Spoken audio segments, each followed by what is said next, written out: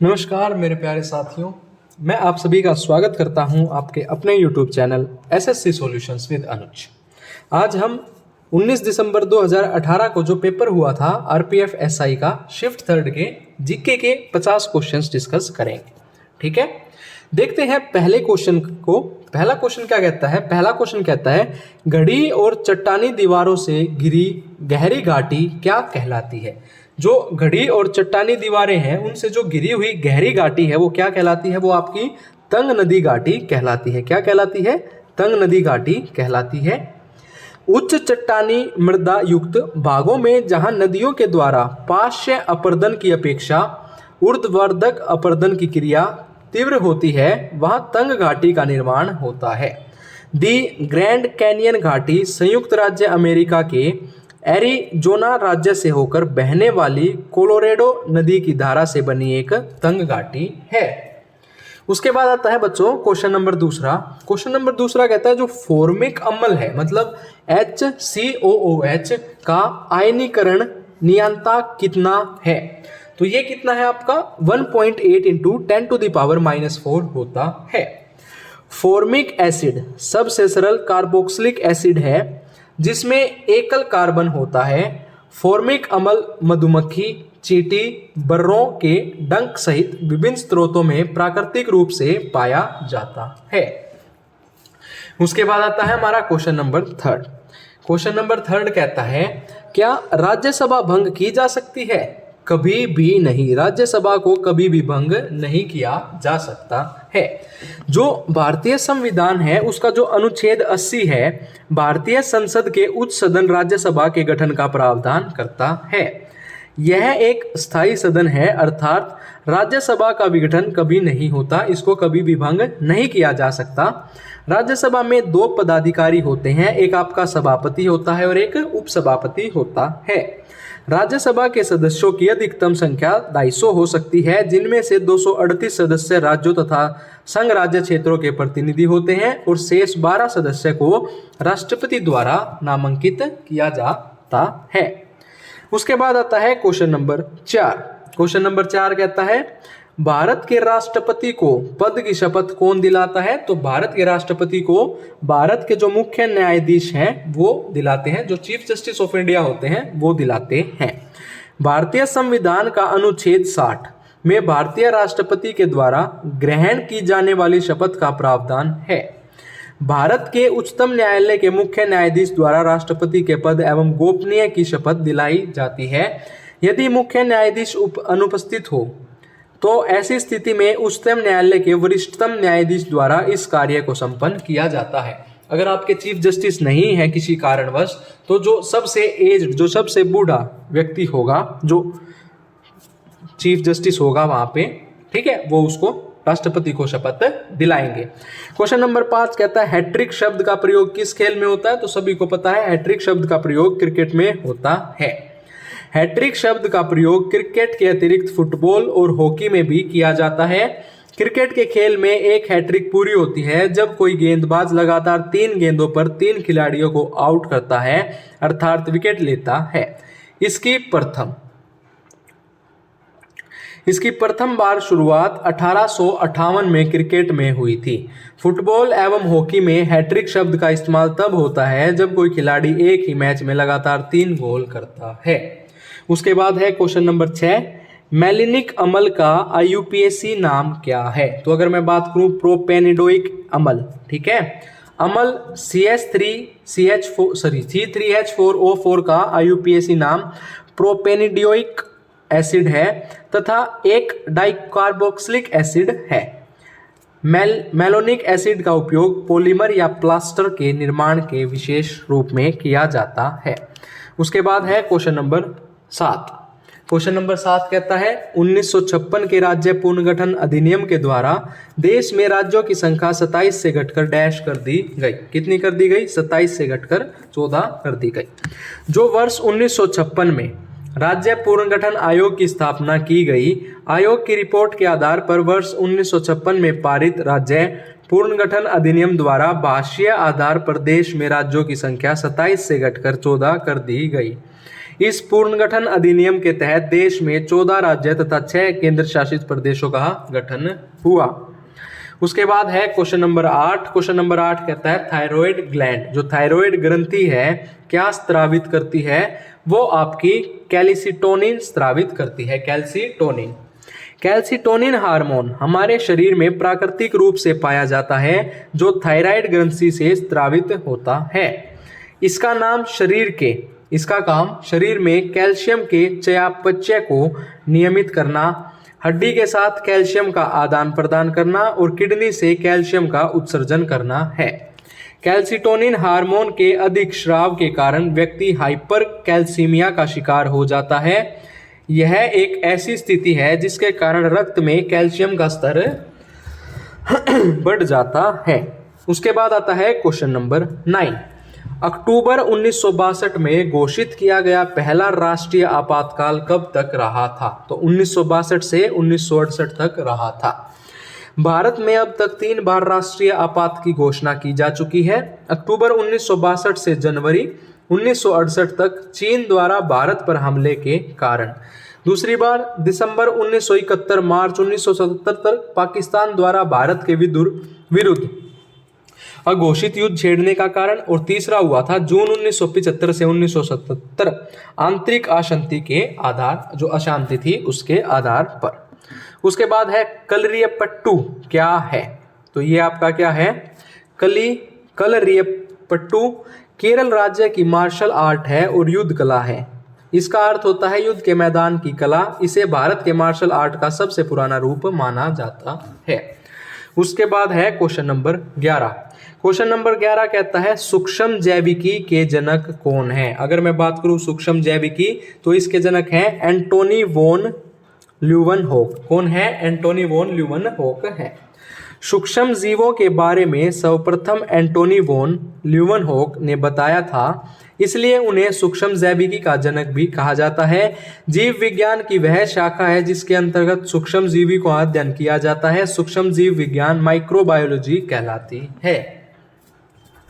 उसके बाद आता है क्वेश्चन नंबर 12। क्वेश्चन नंबर 12 कहता है निम्न में से कौन सा देश भारत के साथ सीमा साझा नहीं करता है? तो हांगकांग नहीं करता है। बचपन में MBA अभी बताया था। देखो हांगकांग भारत के साथ सीमा साझा नहीं करता है। भारत के कुल 9 देश साथ में साझा करते हैं, जिसमें से 7 हैं अफगानिस्तान, बांग्लादेश, भूटान, चीन, नेपाल, म्यांमार, पाकिस्तान के साथ स्थलीय सीमा, और 2 देश जैसे श्रीलंका, मालदीव, ये आपके साथ समुद्री सीमा लगती है। उसके बाद है कुडुनकुलम परमाणु ऊर्जा संयंत्र किस राज्य में स्थित है? तो ये आपका कुडुनकुलम जो है वो तमिलनाडु में स्थित है। कुडुनकुलम परमाणु ऊर्जा संयंत्र तमिलनाडु राज्य में स्थित है। इस संयंत्र की स्थापना रूस के सहयोग से की गई है। इसका निर्माण वर्ष 2002 में आरंभ हुआ था और इस परियोजना की प्रथम इकाई में जुलाई 2013 में विद्युत उत्पादन शुरू हुआ था। उसके बाद है क्वेश्चन नंबर 14। क्वेश्चन नंबर 14 कहता है कंबोडिया की राजधानी डैश है। अगर मैं बात करूं कंबोडिया की तो उसकी राजधानी है Phnom Penh. Botswana Gaborone, Chile Santiago, Cambodia Phnom Penh और चेक गणराज्य प्राग। ठीक है। उसके बाद है 14th वित्त आयोग के अध्यक्ष कौन है? तो जो 14वां वित्त आयोग था, जो 14वां फाइनेंस कमीशन है, उसके वित्त आयोग कौन थे अध्यक्ष? उसके थे आपके VY रेड्डी। अभी फिलहाल 16वां चल रहा है, तो 16वें के याद रखने हैं अरविंद। कौन है? अरविंद पंगाड़िया। ठीक है। उसके बाद है क्वेश्चन नंबर 16। क्वेश्चन नंबर 16 कहता है पृष्ठ तनाव ज्ञात करने का सूत्र क्या होता है?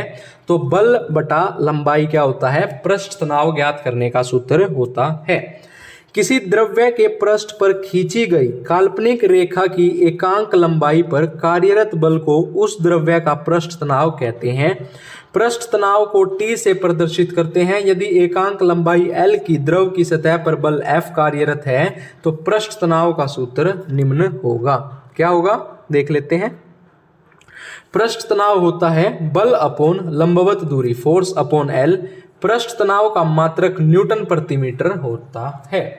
उसके बाद सिक्किम की राजधानी सभी को पता है गंगटोक। देख लेते हैं। सिक्किम की राजधानी है गंगटोक, मध्य प्रदेश की भोपाल, मणिपुर की इम्फाल और लक्षद्वीप की कवरत्ती। या ठीक है। उसके बाद आता है क्वेश्चन नंबर 18। क्वेश्चन नंबर 18 कहता है एपिडर्मी कोशिकाओं में पाई जाने वाली वे एक कोशिकाएं लंबी आकृतियां हैं जो मिट्टी से जल एवं खनिजों का अवशोषण करती हैं, तो उनको क्या कहते हैं? मूल रोम कहते हैं। मूल रोम एपिडर्मी कोशिकाओं में पाई जाने वाली वे एक कोशिकीय लंबी आकृतियां हैं जो मिट्टी से जल एवं खनिजों का अवशोषण करती हैं। मूल रोम कोशिकाएं प्रकाश संश्लेषण नहीं करती हैं, उनमें क्लोरोप्लास्ट नहीं होता है। क्वेश्चन नंबर 19 कहता है सेल। सेल मतलब भारतीय इस्पात प्राधिकरण लिमिटेड का मुख्यालय कहाँ पर है? इसका मुख्यालय आपका नई दिल्ली में है। भारत की सबसे बड़ी इस्पात बनाने वाली कंपनी है जिसका मुख्यालय नई दिल्ली में स्थित है। सेल की स्थापना 24 जनवरी 1973 में हुई थी। कब हुई थी बच्चों? 24 जनवरी 1973 में हुई थी। उसके बाद आता है क्वेश्चन नंबर 20। क्वेश्चन नंबर 20 कहता है निम्न में से कौन सा खिलाड़ी हॉकी से संबंधित नहीं है? तो आपका Rory McIlroy. Rory McIlroy golf से संबंधित खिलाड़ी है, वह आयरलैंड देश के गोल्फ खिलाड़ी हैं। जबकि जुआन मार्टिन लेपोज अर्जेंटीना के, क्षेत्रीय भारत के, और मैटिस विला अर्जेंटीना के हॉकी खिलाड़ी हैं। क्वेश्चन नंबर 21 बोलता है भूतल के नीचे का जल स्तर डैश कहलाता है, तो भूतल के नीचे का जल स्तर वाटर लेवल कहलाता है। वाटर लेवल जो जल स्तर है को भूमिगत जल स्तर भी कहा जाता है। यह भूमि की ऊपरी सतह होती है जिसमें मृदा या चट्टानें जल के साथ स्थायी रूप से संतृप्त होती हैं।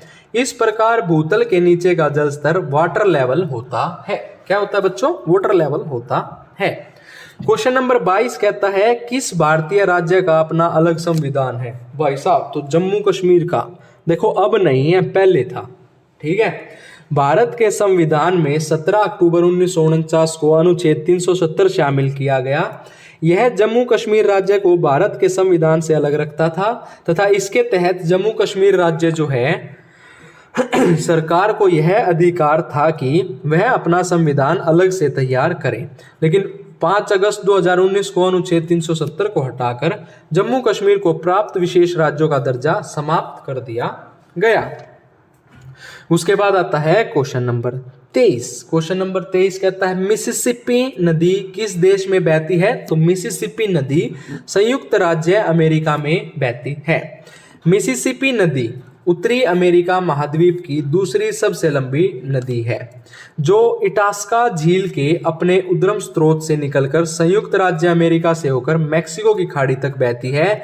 मिसौरी नदी मिसिसिपी की सहायक नदी है। उसके बाद आता है क्वेश्चन नंबर 24। क्वेश्चन नंबर 24 कहता है रावण द्वारा कैलाश पर्वत को हिलाते हुए चित्रित प्रतिमा कहाँ पाई गई है? तो वो आपकी एलोरा केव्स की जो गुफाएं हैं वहां पाई गई हैं। रावण द्वारा कैलाश पर्वत को हिलाते हुए चित्रित प्रतिमा एलोरा गुफाओं में पाई गई है। ये गुफाएं महाराष्ट्र राज्य के सह्याद्री पर्वतमाला में स्थित हैं। यहाँ 34 गुफाओं का एक समूह है जिनमें 17 हिंदू, 12 बौद्ध, 5 जैन धर्म से संबंधित हैं। इन गुफाओं को वर्ष 1983 में जो यूनेस्को वर्ल्ड हेरिटेज साइट है उसमें शामिल किया गया था। उसके बाद आता है question number 25 ace against odds. Ace against odd पुस्तक किसने लिखी है? ये आपकी लिखी है सानिया मिर्जा ने।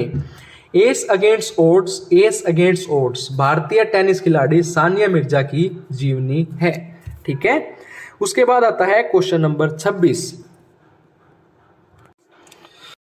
क्वेश्चन नंबर 26 कहता है भारत का प्रथम नागरिक कौन है? तो सभी को पता है जो भारत के राष्ट्रपति हैं वो भारत के प्रथम नागरिक होते हैं। ठीक है। भारत का राष्ट्रपति भारत का प्रथम नागरिक होता है। भारतीय संविधान द्वारा अनुच्छेद 52 के माध्यम से राष्ट्रपति के पद का प्रावधान किया गया है। अनुच्छेद 53 के तहत भारत का राष्ट्रपति अपनी कार्यपालिका संबंधी समस्त शक्तियों का प्रयोग स्वयं अथवा अधीनस्थ अधिकारियों के माध्यम से करता है।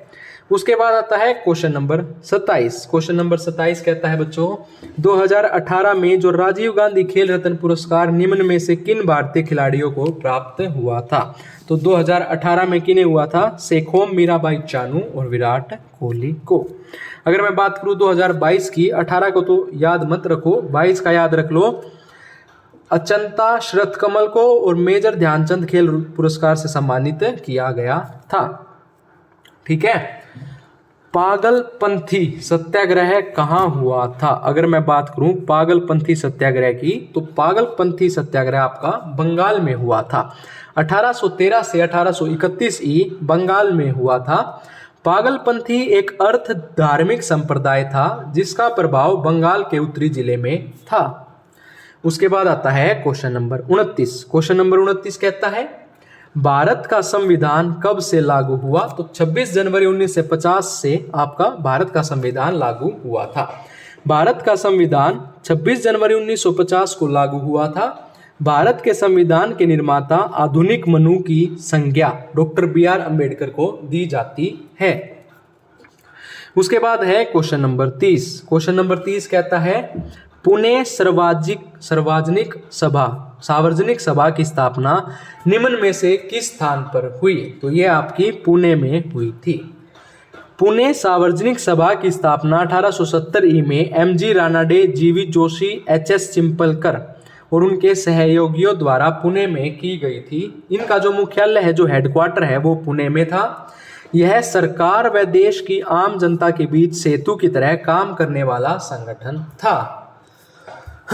उसके बाद आता है क्वेश्चन नंबर 31। क्वेश्चन नंबर 31 कहता है एल्यूमिनियम तत्व का परमाणु क्रमांक कितना है? अगर मैं बात करूं एल्यूमिनियम तत्व की, तो उसका परमाणु क्रमांक 13 है। एल्यूमिनियम एक धात्विक तत्व है। इसका परमाणु क्रमांक 13 एवं परमाणु द्रव्यमान 27 है। इसे प्रतीकात्मक रूप से Ai से निरूपित करते हैं। क्वेश्चन नंबर 32 कहता है बच्चों सोंगराम संगमा विद्रोह कहाँ हुआ था? अगर मैं बात करूं सोंगराम संगमा की, तो ये आसाम में हुआ था। सोंगराम संगमा विद्रोह आसाम में 1906 में हुआ था। यह आंदोलन अंग्रेजों द्वारा लागू वन कानूनों के खिलाफ था। ठीक है। अंग्रेजों द्वारा लागू इन कानूनों के तहत असम के जंगलों में रहने वाली जनजातियां आदि को उनके वन अधिकारों से वंचित कर दिया गया, जिससे उनको जरूरतें थी। वनों को राज्य की संपत्ति घोषित कर दिया गया और आदिवासी लोगों को वनों में शिकार करने, खेती करने या फल इकट्ठा करने से वंचित कर दिया गया था। देखो रिपीटेड क्वेश्चन है। दिसंबर 1929 में लाहौर सेशन हुआ था। उसमें जो राष्ट्रीय अधिवेशन में कौन सा प्रस्ताव पारित किया गया था? तो पूर्ण स्वराज प्रस्ताव पारित किया गया था। अगर मैं बात करूं दिसंबर 1929 में जो आईएनसी का सेशन हुआ था, लाहौर में हुआ था। इसके चेयरमैन जवाहरलाल नेहरू थे और कांग्रेस के राष्ट्रीय अधिवेशन में पूर्ण स्वराज प्रस्ताव पारित हुआ। इस अधिवेशन में जवाहरलाल नेहरू अध्यक्ष चुने गए थे। पूर्ण स्वराज के विचार को लोकप्रिय बनाने में उनकी भूमिका महत्वपूर्ण रही थी। उसके बाद है क्वेश्चन नंबर 34। क्वेश्चन नंबर 34 कहता है लोकसभा में अविश्वास प्रस्ताव पहली बार किस वर्ष लाया गया? अगर मैं बात करूं लोकसभा की, तो लोकसभा में पहली बार अविश्वास प्रस्ताव 1963 में लाया गया था। लोकसभा में पहली बार अविश्वास प्रस्ताव अगस्त 1963 में कांग्रेस नेता आचार्य जे.बी. कृपलानी द्वारा लंबे समय तक प्रधानमंत्री रहे जवाहरलाल नेहरू के खिलाफ लाया गया था। यह प्रस्ताव 1962 के युद्ध में चीन से हार के विरुद्ध लाया गया था। उसके बाद है क्वेश्चन नंबर 35। निम्न में से किसने 2 लगातार कार्यकालों में राष्ट्रपति के रूप में अपनी सेवाएं दी हैं? तो डॉक्टर राजेंद्र प्रसाद ने। एक चीज याद रखनी है, डॉक्टर राजेंद्र प्रसाद ने 2 लगातार कार्यकाल 1952 से 57 और 57 से 62 में राष्ट्रपति के रूप में अपनी सेवाएं दी। वर्तमान 2023 में भारत के राष्ट्रपति द्रौपदी मुर्मू हैं और जो डॉक्टर राजेंद्र प्रसाद थे वो भारत के पहले राष्ट्रपति थे। ठीक है। उसके बाद है शब्द फ्री स्टाइल का उपयोग किस खेल में होता है? अगर मैं बात करूं फ्री स्टाइल की, तो फ्री स्टाइल आपका कुश्ती में होता है। फ्री स्टाइल शब्द का उपयोग कुश्ती के खेल में होता है। अगर मैं बात करूं टेनिस की, back hand stroke, duels, double fault. Hockey की, बैक स्टिक, सेंटर फॉरवर्ड, रैक फोर्ड, टाई ब्रेकर। शतरंज की, checkmate, grand master, king, queen और स्टेलमेट। उसके बाद आता है क्वेश्चन नंबर 37। क्वेश्चन नंबर 37 कहता है हिंदू विधवा पुनर्विवाह अधिनियम कब पारित किया गया था? जो हिंदू पुनर्विवाह अधिनियम है वो कब पारित किया गया था? 1856 एडी में किया गया था। हिंदू विधवा पुनर्विवाह जो अधिनियम है वर्ष 1856 में पारित किया गया था। इस अधिनियम को 1857 के विद्रोह से पहले लॉर्ड कनिंग द्वारा पारित किया गया था, जबकि इस कानून को मसौदा लॉर्ड डलहौजी द्वारा तैयार किया गया था। क्वेश्चन नंबर 38 कहता है जो अनिल कुंबले हैं उनका उपनाम क्या है? देखो हर शिफ्ट में किसी न किसी प्लेयर का उपनाम पूछा गया है, तो पहले ही अपने एक लिस्ट बना लेना जिनके भी जो उपनाम है उससे। तो अनिल कुंबले का उपनाम क्या है? जंबो। अनिल कुंबले का उपनाम जंबो है। अनिल कुंबले भारत के क्रिकेट खिलाड़ी हैं जिन्होंने भारत के लिए 132 टेस्ट मैचों में 619 विकेट तथा 271 एक दिवसीय मैचों में 337 विकेट लिए हैं। अगले पेपर में आपसे ये भी पूछ सकता है कि अनिल कुंबले किस खेल से संबंधित हैं? तो क्रिकेट से संबंधित हैं। देखो ये क्वेश्चन दोबारा रिपीट हुआ है कि जो जावा की खाई है, जो ट्रेंच है, वो किस महासागर में स्थित है? तो आपकी जावा की खाई हिंद महासागर में स्थित है। जावा खाई ट्रेंच, जिसे सुंडा गर्त के रूप में भी जाना जाता है, सुमात्रा द्वीप इंडोनेशिया के पास हिंद महासागर में एक समुद्री खाई है। ठीक है। उसके बाद आता है क्वेश्चन नंबर 40। क्वेश्चन नंबर 40 कहता है बच्चों, वस्तुओं के वैश्विक संकेत पंजीकरण और संरक्षण अधिनियम कब लागू हुआ? जो वस्तुएं हैं उनका जो वैश्विक संकेत है, जो पंजीकरण और सुरक्षा अधिनियम है, वो आपका लागू हुआ था 1999 में। वस्तुओं के वैश्विक संकेत पंजीकरण और संरक्षण अधिनियम 1999 में लागू हुआ था। यह भारत में वस्तुओं से संबंधित भौगोलिक संकेतकों के पंजीकरण एवं बेहतर सुरक्षा प्रदान करने का एक प्रयास करता है। SLR क्या होता है? SLR होता है स्टैट्यूटरी लिक्विडिटी रेशियो। ठीक है, ये आपको पता होना चाहिए कि SLR की फुल फॉर्म क्या होती है। उसके बाद है क्वेश्चन नंबर 42। क्वेश्चन नंबर 42 कहता है भारतीय संविधान डैश प्रदान करता है? तो भारतीय संविधान जो है वो एकल नागरिकता प्रदान करता है, एक सिंगल सिटीजनशिप प्रदान करता है। भारत के संविधान में एकल नागरिकता मतलब सिंगल सिटीजनशिप का प्रावधान है। गौरतलब है कि अमेरिका में दोहरी नागरिकता का प्रावधान है। अमेरिका में ड्यूअल सिटीजनशिप है, वहां स्टेट एवं फेडरेशन की पृथक पृथक नागरिकताएं होती हैं। भारतीय संविधान का भाग 2 है, उसमें सिटीजनशिप के बारे में बात की गई है। अनुच्छेद 5 से 11 में नागरिकता से संबंधित प्रावधानों का उल्लेख है। ठीक है। उसके बाद आता है क्वेश्चन नंबर 43। क्वेश्चन नंबर 43 कहता है हाथी गुफा शिलालेख किसके द्वारा उत्कीर्ण कराया गया था? जो हाथी गुफा शिलालेख है वो खारवेल के द्वारा उत्कीर्ण कराया गया था। हाथी गुफा शिलालेख कलिंग के शासक खारवेल द्वारा उत्कीर्ण करवाया गया था। हाथी गुफा शाब्दिक अर्थ हाथी गुफा भुवनेश्वर के पास उदयगिरी पहाड़ियों में स्थित है। इस शिलालेख में खारवेल के प्रारंभिक जीवन की उपलब्धियों का वर्ष दर वर्ष वृत्तांत होता है। उसके बाद है क्वेश्चन नंबर 44। क्वेश्चन नंबर 44 कहता है जो SI पद्धति में गुणज 10 की पावर -15 का उपसर्ग क्या है? 10 की पावर -15 का उपसर्ग है फेम्टो। ठीक है, सारे देख लेते हैं एक बार। इंपोर्टेंट 10 की पावर -6 माइक्रो, 10 की पावर -1 डेसी, 10 की पावर -2 सेंटी, -3 मिली, -12 पिको और -9 नैनो। ठीक है। उसके बाद आता है क्वेश्चन नंबर 45। क्वेश्चन नंबर 45 कहता है ईरान की मुद्रा का नाम क्या है? जो ईरान की मुद्रा है उसका नाम है ईरानी रियाल। ईरान की मुद्रा का नाम क्या है बच्चों? ईरानी रियाल है। ईरान की मुद्रा ईरानी रियाल है। ईरान की राजधानी तेहरान है। जो ईरान की राजधानी है वो तेहरान है। प्राचीन काल में ईरान को फोरस के नाम से जाना जाता था। ईरान की सीमाएं उत्तर पूर्व में तुर्कमेनिस्तान, उत्तर में कैस्पियन सागर और अजरबैजान, दक्षिण में फारस की खाड़ी, पश्चिम में इराक व तुर्की व पूर्व में पाकिस्तान व अफगानिस्तान से मिलती है। उसके बाद आता है बच्चों सूर्य और शुक्र ग्रह। जो सूर्य है और जो शुक्र ग्रह है उसके बीच की दूरी कितनी है? तो उसके बीच की दूरी है 108.2 मिलियन किलोमीटर। कितनी है बच्चों? 108.2 मिलियन किलोमीटर है। सूर्य और शुक्र ग्रह के बीच की दूरी 108.2 मिलियन किलोमीटर है। सूर्य से दूरी के हिसाब से यह सौरमंडल का दूसरा ग्रह है। इसे पृथ्वी का जुड़वा ग्रह भी कहा जाता है। उसके बाद है क्वेश्चन नंबर 47। क्वेश्चन नंबर 47 कहता है बृहद संहिता पुस्तक किसके द्वारा लिखी गई। जो बृहद संहिता पुस्तक है वो वराहमिहिर के द्वारा लिखी गई। अब महत्वपूर्ण पुस्तकें देख लेते हैं। जो आर्यभट्टीय पुस्तक है वो आर्यभट्ट के द्वारा लिखी गई।